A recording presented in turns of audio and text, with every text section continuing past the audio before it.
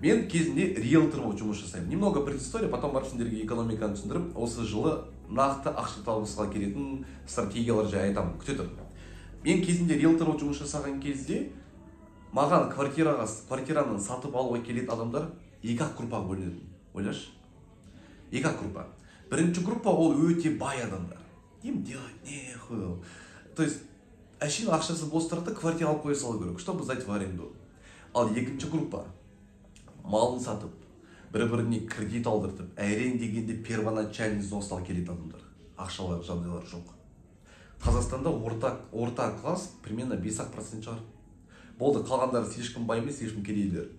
Сен көшеге қарайсың, что-то бізде пробка бар, значит, машина көп, значит, халықтың жағдайы жақсы деп. Ни хрена подобного.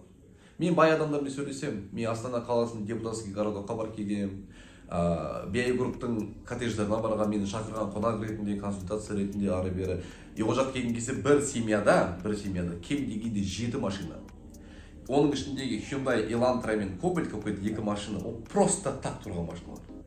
Бар ғой, каждыйның жұмысшысы бар, үй жинайтын адам бар, шауып кел, барып кел. Солар беріп қояды, олар қалада жұмыстарын бітіріп жүреді.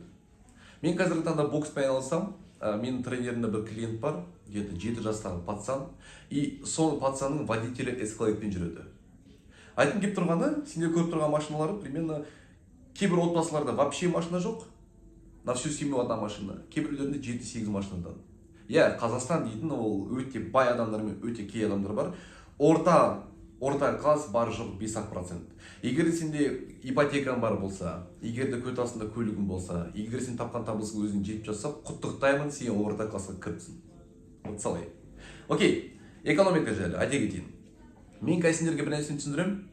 Соны түсініп қабылдайтын болсаңдар, 2025-те өмірлерің күрт өзгереді. Обещаю, жоқ, бұл прогресс емес, маркетинг